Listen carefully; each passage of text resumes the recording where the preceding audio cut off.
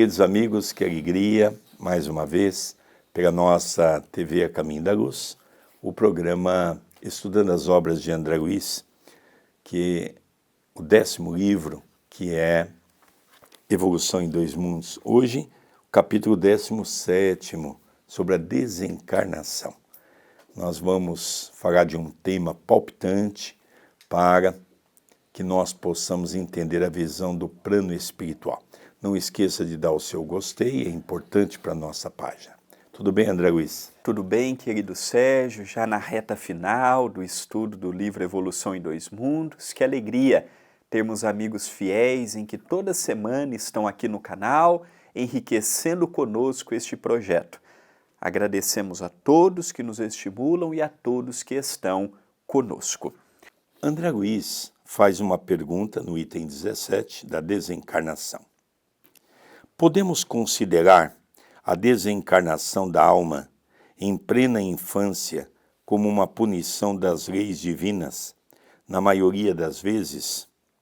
Resposta: muitas existências são frustradas no berço, não por simples punição externa da lei divina, mas porque a própria lei divina funciona em todos nós, desde que todos existimos no hausto do Criador.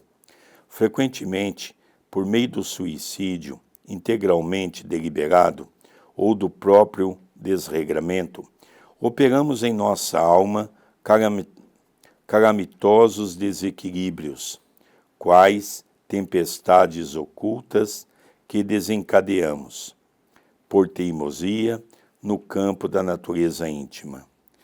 Cargas venenosas, instrumentos perfurantes, projéteis fulminatórios, afogamentos, enforcamentos, quedas calculadas de grande altura e multiformes viciações com que as criaturas responsáveis arruinam o próprio corpo ou o aniquilam, impondo-lhe a morte prematura, com plena desaprovação da consciência.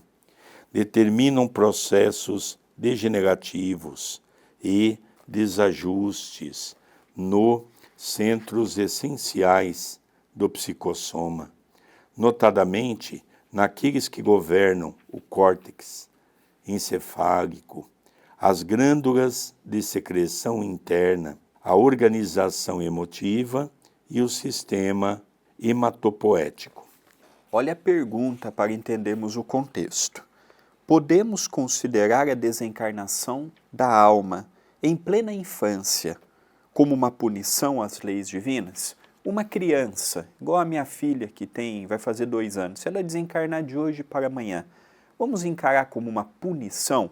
Lembrando que a palavra punição Allan Kardec não utiliza na sua obra, lembrando que o próprio Emmanuel, André Luiz, os espíritos que corresponderam, que escreveram pelas mãos do Chico, também não usam com frequência esse termo punição. O que André Luiz vem nos dizer? Que não é uma punição. Olha que início bonito. Muitas existências são frustradas no berço, não por simples punição externa da lei divina, mas porque a própria lei divina funciona em todos. Interessante, né? A gente poderia até acrescentar, dentro da belíssima colocação que você faz, que André Luiz vem despertar para nós que nós nos punimos por aquilo que nós fizemos. Não é um órgão organizado que vai nos punir, somos nós mesmos. O alcoólatra sabe que, seja nesta existência ou numa futura, ele vai danificar seu corpo físico, ele está se autopunindo. As pessoas que usam tóxicos, que fumam, que utilizam equivocadamente o sexo, estão se autoflagelando, que seja nesta existência ou numa próxima, há necessidade da reparação. Você poderia também falar um pouquinho, André, que eu acho que vale a pena. O próprio André Luiz, no livro Entre o Céu e a Terra, André Luiz descreve um caso que por 3, 4 reencarnações tem pelo menos nas 3 primeiras, uma desencarnação muito difícil na primeira, depois as próximas são como criança, e a quarta não se sabe como vai se conduzir, porque temos o livre-arbítrio. É verdade, é o caso de Júlio. Ele na guerra com o Paraguai, ele tentou 2 vezes tirar a vida. Uma tomando veneno, não desencarnou, perdeu a fala, mas não desencarnou, e a segunda pulando no rio. Ele não sabia nadar, desencarnou afogado. E aí ele precisou de 2 existências, como ele tentou 2 suicídios e como ele delapidou 2 partes físicas, ele necessitou de 2 existências para acertar. E a quarta ele já estava quite perante a lei divina, no quesito ao suicídio que ele havia projetado e levado adiante. E eu aproveito o ensejo e convido a todos que nos acompanham para estudarem conosco. O livro Entre a Terra e o Céu já está disponível integralmente, desde o prefácio até o último capítulo. Nós vamos dar continuidade na leitura, porque logicamente aqui ele vai mostrando para todos nós, não é, as condições das leis naturais regidas pelo universo, aonde cada um de nós somos o corresponsável pelas nossas ações. Então nós vemos aqui, e ele coloca já, que pode ser, como no caso de Júlio, pode ser um caso de homicídio, pode ser um caso de suicídio, existe uma série de situações. Eu me lembro que uma vez o Dr. Francisco Cajazeiras estava na minha casa, médico da Unifor, desencarnou há poucos anos atrás, e ele disse que em pesquisas feitas na universidade, eles descobriram que muitas crianças pegavam uma bicicleta ou qualquer coisa desse gênero, saíam na rua e se atiravam debaixo dos ônibus, dos caminhões, propiciando assim um suicídio. Então nós vemos que muitas crianças, não é, já vêm predestinado a isso, no sentido delas não conseguirem sobreviver às dificuldades que a vida lhe impõe. Vamos então agora dar continuidade aqui para nós vermos e ouvirmos um pouco mais a mensagem. Ante o impacto da desencarnação provocada, semelhantes recursos da alma em pavoroso colapso sob traumatismo profundo, para o qual não há termo correlato na diagnose terrestre. Indescritíveis flagelações que vão da inconsciência descontínua à loucura completa senhoreiam essas mentes torturadas por tempo variável, conforme as atenuantes e agravantes da culpa, induzindo as autoridades superiores a reinterná-las no plano carnal, quais enfermos graves, em cegas físicas de breve duração, para que se reabilitem gradativamente com a justa cooperação dos espíritos reencarnados, cujos débitos com eles se afinem.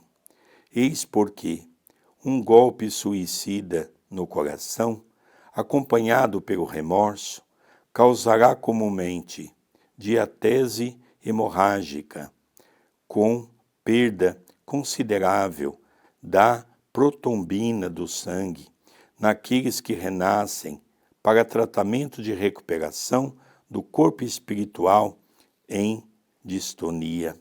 O autoenvenenamento ocasionará, nas mesmas condições, deploráveis desarmonias nas regiões psicossomáticas correspondentes à medula vermelha, conturbando o nascimento das hemácias, tanto em sua evolução intravascular dentro dos sinusoides, como também na sua constituição extravascular, no retículo, gerando as distrofias congênitas do eritrônio, com hemopatias diversas, os afogamentos e enforcamentos em identidade de circunstâncias impõe naqueles que os provocam os fenômenos da incompatibilidade materno-fetal,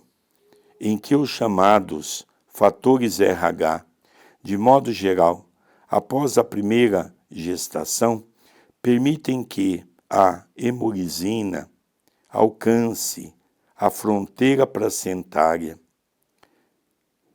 sintonizando-se com a posição mórbida da entidade reencarnante, a se externarem na eritroblastose fetal, em suas variadas expressões, e o voluntário esfacelamento do crânio, a queda procurada de grande altura e as viciações do sentimento e do raciocínio estabelecem no veículo espiritual múltiplas ocorrências de arritmia cerebral a se revelarem nos doentes renascituros por meio da ecrâmpsia e da tetania dos latentes, da hidrocefalia, da encefalite letárgica, das encefalopatias crônicas, da psicose epiléptica, da idiotia, do mongolismo e de várias doenças oriundas da insuficiência glandular. Ponto interessante que esta obra é de 1958. Então o termo, por exemplo, mongolismo e algum outro que porventura caiu em desuso, na altura em que foi escrito, era perfeitamente utilizado na medicina da época, o que hoje naturalmente foi substituída por outros termos e por outros estudos.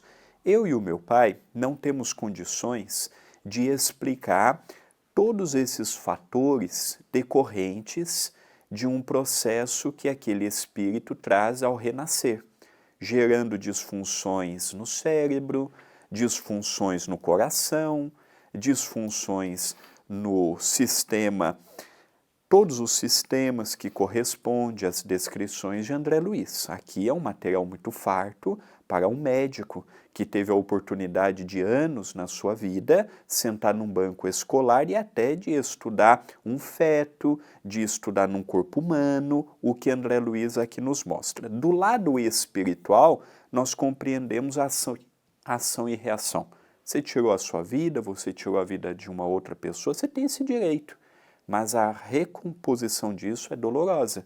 Então nós vemos que às vezes precisa de uma, de duas, de três, de quantas forem necessárias, desencarnando em tenra idade. E aqui vale a pena, o que veremos também no decorrer do capítulo, não é fácil. Eu vejo por mim e pela Carol o amor que se coloca numa criança e às vezes essa criança tem o compromisso de viver alguns poucos anos. Também não é fácil para os pais. A lei natural é os filhos enterrarem os pais. Nós estamos preparados para um dia não termos mais o convívio do pai e da mãe, mas nenhum pai coloca um filho no mundo e se vê amanhã, será ele a partir primeiro do que eu. Interessante, André. Eu gostaria de elencar que você tem razão quando André Luiz vem trazer toda aquela parte científica mostrando as consequências no corpo que foi danificado, que afetou diretamente o corpo perispiritual, e numa próxima existência ele vem mostrar para nós as consequências daquilo que hoje se apresenta ao nascer uma criança com as suas dificuldades.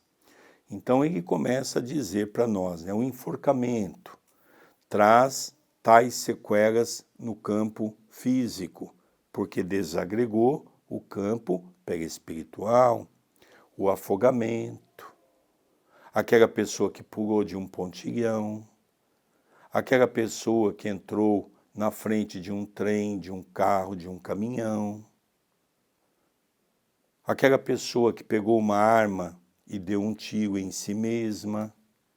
Então aqui ele vem dizer, cada um desses órgãos pela qual foi afetado pelo suicídio, como é que nós vamos nos apresentar numa existência a posteriori.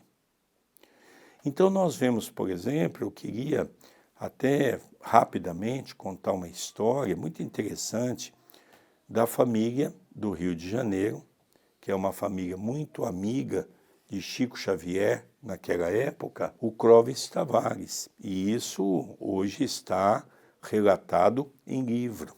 A esposa de Clóvis Tavares estava grávida.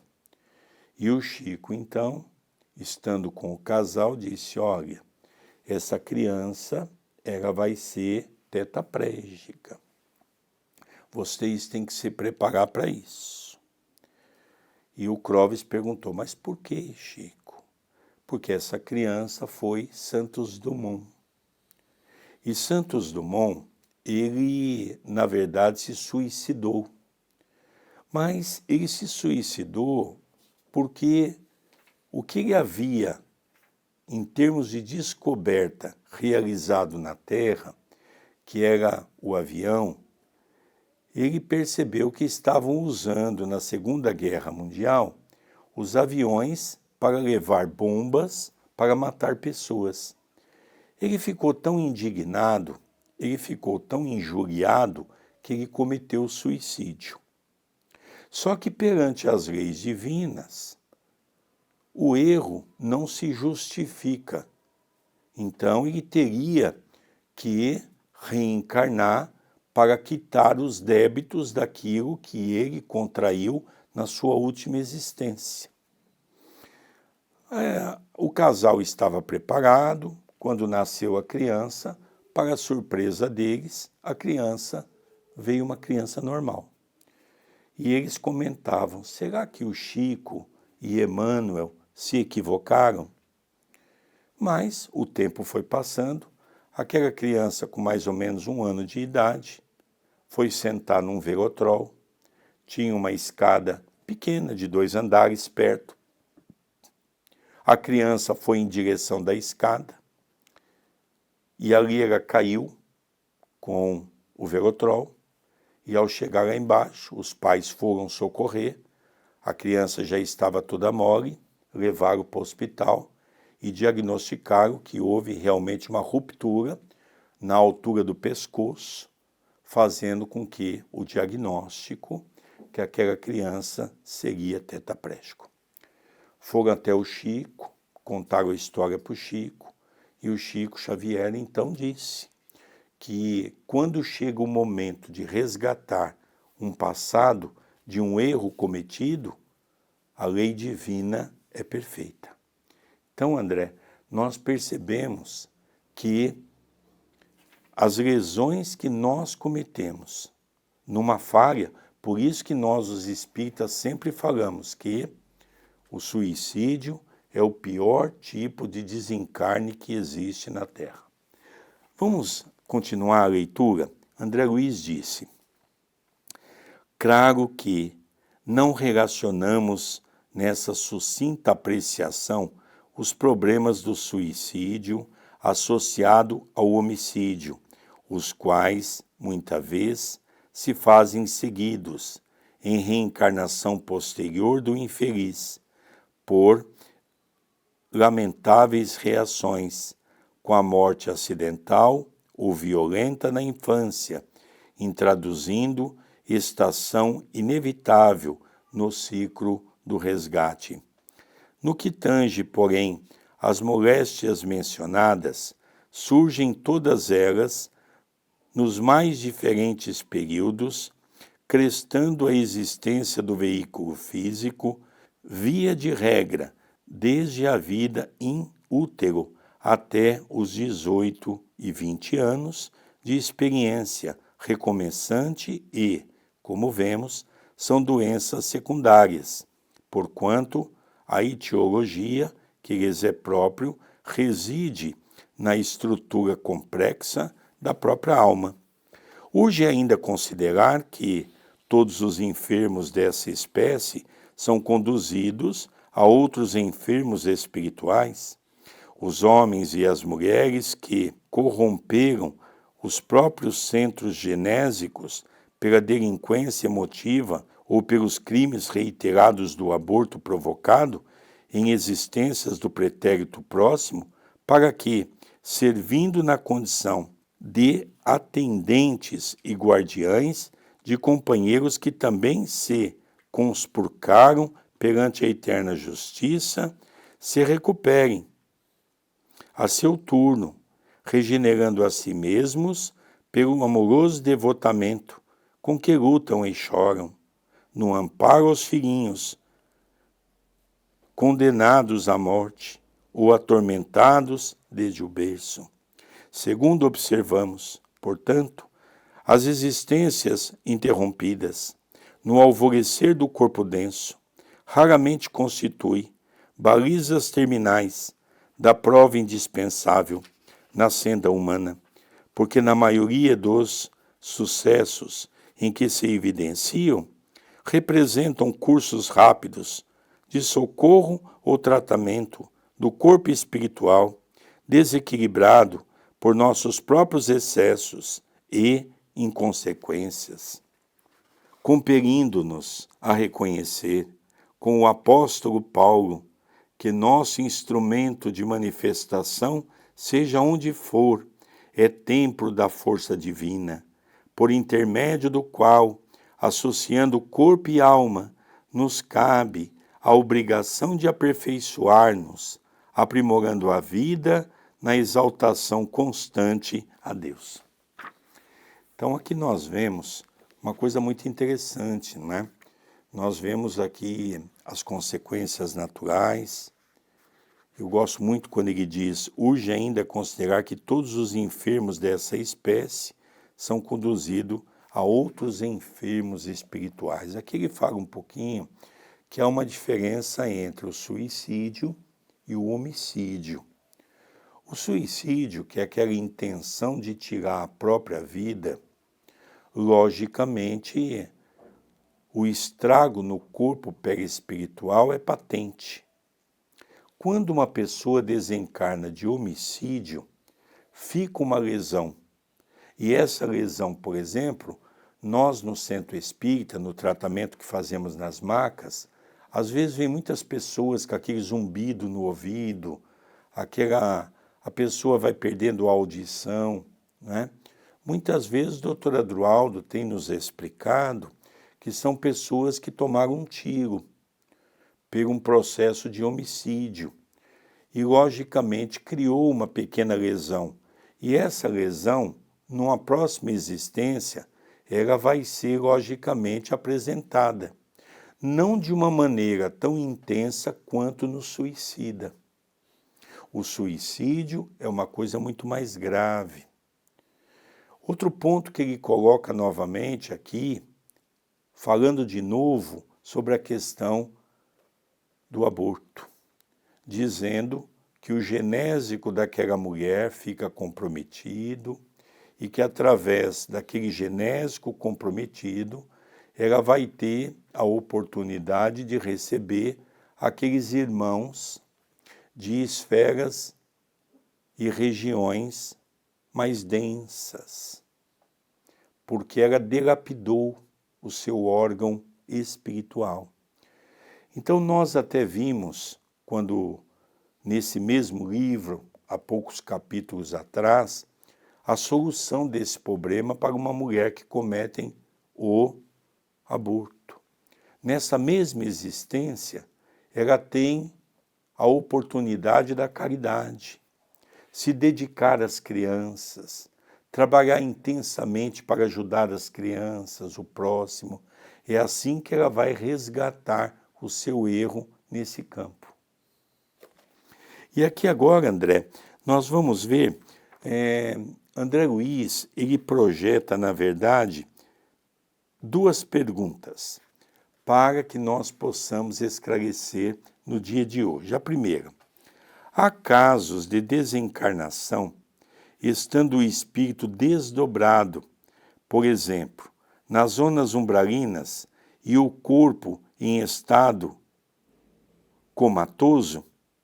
Resposta, e isso pode acontecer perfeitamente, do ponto de vista da exteriorização do pensamento, porque céu e inferno exprimindo equilíbrio e perturbação, alegria e dor começam invariavelmente em nós mesmos. Então, olha a pergunta: pode haver desencarnação do corpo físico estando no coma e o espírito desdobrado do corpo, já que quando o corpo dorme, ele não tem a necessidade de estar ao lado do corpo, esse espírito estando, por exemplo, numa região umbralina e o corpo estando numa situação de coma, pode haver a desencarnação? Resposta: isso pode acontecer perfeitamente. Do ponto de vista da exteriorização do pensamento. O pensamento exterioriza, o pensamento cria, o pensamento atrai, o pensamento é um campo de força vivo. Porque o céu e o inferno não são regiões circunscritas. Olha para cima é o céu, olha para baixo é o inferno, como ensina a teologia católica. Não, céu e o inferno, como meu pai já disse em capítulos anteriores, é uma criação nossa. Eu estou em paz, eu estou calmo, eu estou sereno, eu estou equilibrado, eu estou no céu.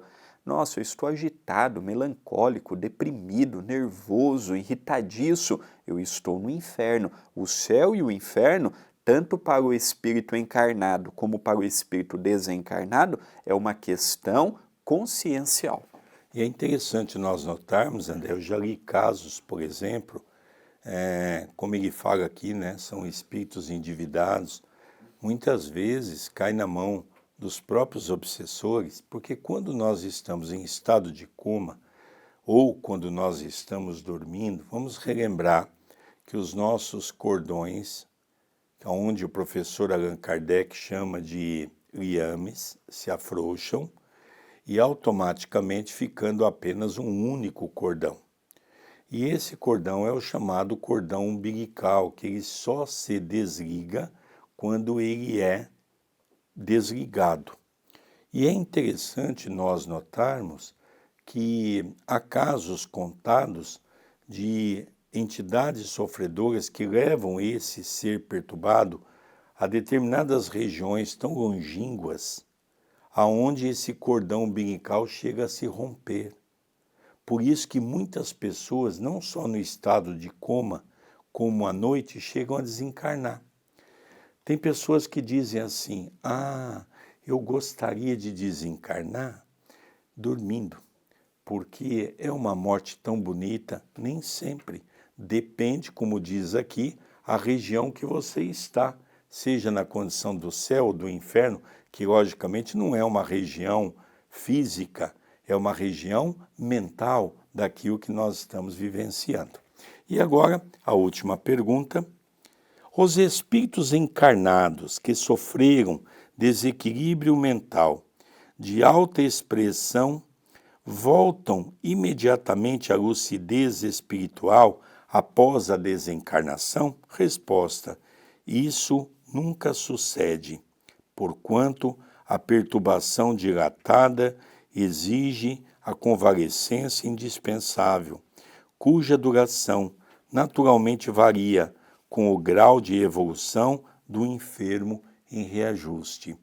Essa mensagem foi recebida em Uberaba, em 18 de junho de 1958, pelo médium Valdo Vieira. Então, pergunta-se, o desequilibrado mental, o coxo, o cego, o paralítico, o enfermo, ele já recupera a lucidez, a mobilidade, a visão imediatamente ao desencarnar? A espiritualidade diz, muito difícil.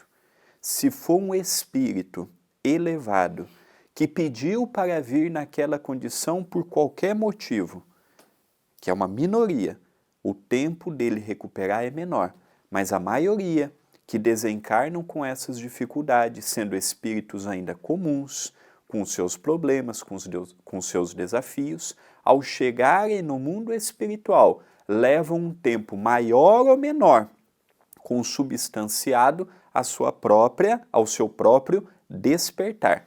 Nós vamos encerrando esse capítulo, mas eu gostaria de lembrar que esse capítulo é dividido em duas partes, como todo o livro.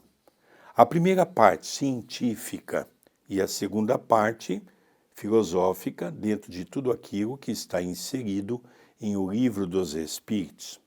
A parte científica, por exemplo, quando falamos do suicídio, quais são as consequências naturais pela qual uma criança nasce dentro daquilo que lhe provocou a morte numa vida anterior?